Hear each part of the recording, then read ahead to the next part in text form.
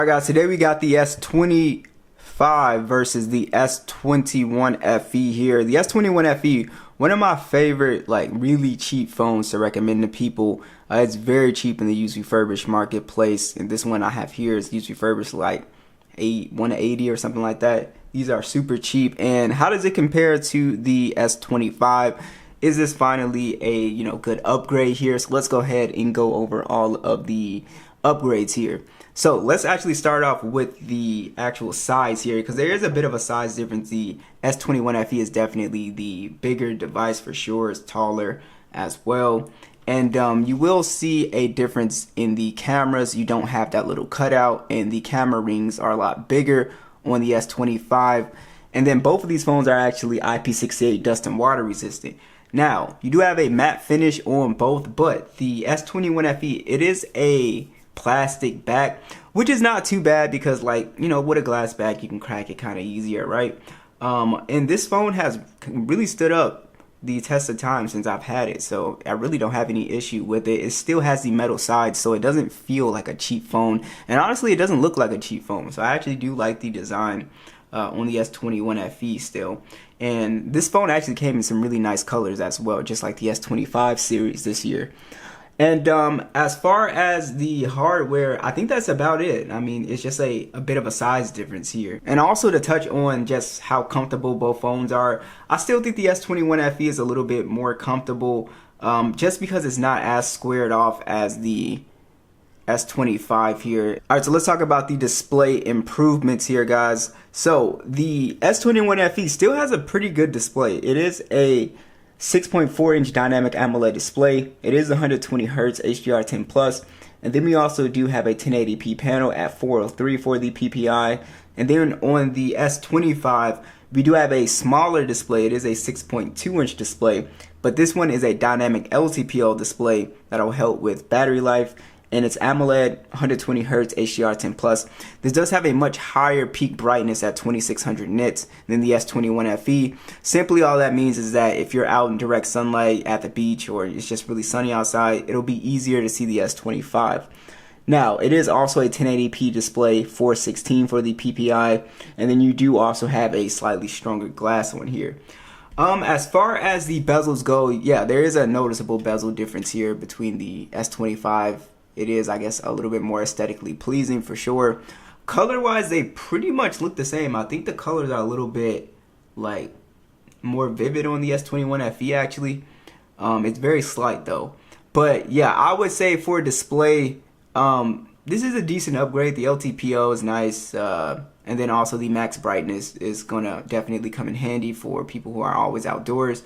So it's a decent display, but not anything really too crazy as far as the actual quality of the panels. The S21 FE actually still looks really good, but yeah, you can kind of notice the max brightness probably the most. Everything else is somewhat not really that important. Alright, so let's talk about the benchmarks and the overall CPU, GPU, and software. So what a lot of people don't know is the S21 FE will actually get up to Android 16. It launched with Android 12 and it has a 4-year pledge. Now the S25 will get a much longer software lifespan at 7 years of majorOS updates. So that'll be really nice for people keeping their phone for a long time. We have the Snapdragon 8 Elite processor on here, 128 gigs and 12 gigs of RAM. And then on the S21 FE we have the Snapdragon AAA processor, 128 gigs, and this model is the base model, so it's 6 gigs of RAM.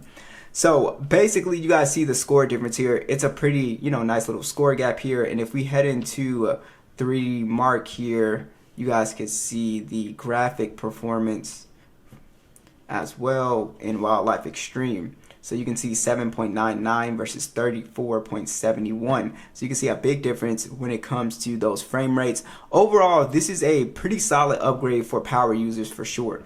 Now, I wish the S21 FE was a little bit more optimized for games, because you could kind of get away with you could play games on here, but it's just not going to be as good because of optimization, and I'll show you guys why. But when it comes to your general performance, guys, when we're talking about getting into applications, yeah, the S25 is definitely going to be faster, but it's really a second or two faster than the S25 or the S21 FE. So it's not really a crazy difference. Like the S21 FE is still pretty smooth for the most part. It's not like it's lagging all over the place. It will get the Android 15 update, so you will get those updated, you know, or smoother animations and the new look. But yeah, I can't really say that the S21 FE is, and for general performance, it's not really that much different than an S25. But if we were, I'm going to do a full speed test so we can kind of push these devices to see if we start lagging and stuff like that. But yeah, guys, as far as like, you know, doing regular stuff, web browsing, scrolling TikTok, opening apps, it's not like it's taking a dramatically longer time on the S21 FE.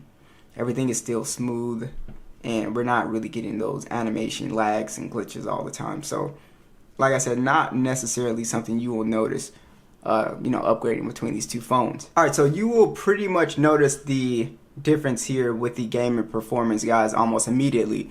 On the S25, we have 120 frames, and it'll just do a better job just in general with gaming, right? Call of Duty, Genshin, if you're somebody who plays games for, you know, a long time, you don't really have heating problems and stuff on this new chip. It is a very good gaming experience. Now, the S21 FE is still a pretty good gaming experience, I would say, for the average person, right? We can still play at 60 frames, and everything is pretty smooth, but we don't have any type of high refresh rate like on the base, you know, just like the regular S21 can play this at 90 frames. This one cannot, and yeah, guys, so it's just not as well optimized. So if you are an S21 FE user, you play a lot of games, and you want to play competitively, then definitely this upgrade is going to make sense because it's a, you know, a big night and day difference. But then, guys, remember, you can also save quite a bit of money and just get an S24 as well. All right, so let's check out these speakers at max volume. We'll start with the S21.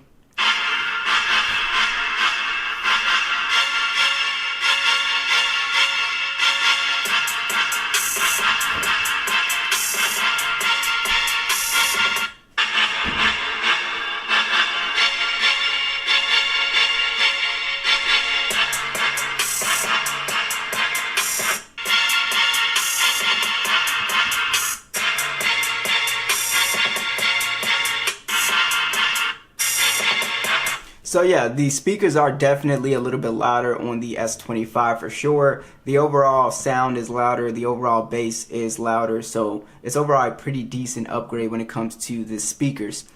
I also want to talk about the lack of AI features. So if you're somebody that really likes the AI stuff, it's not here on the S21 FE. Samsung is not going to bring it here. The only thing you actually do have is the circle to search. So you have that on the S21 FE. That's about it. So if you do want that baked in AI stuff, the call assist, the writing assist, the live translation, and stuff like that, the photo assist, audio eraser, they have a lot of AI stuff, the now brief. Yeah, you can take advantage of that for sure. But just know Samsung will be charging for this AI stuff, I think after 2025. So just something to take note of. We don't know what the price is or what they're going to actually make you pay for.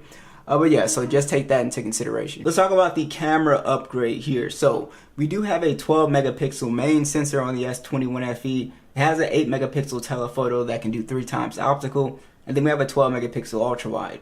It can shoot in 4K 60. And then we have a 32 megapixel selfie that shoots in 4K 60. The S25, it does have a 50 megapixel standard. And then we also do have a 10 megapixel telephoto.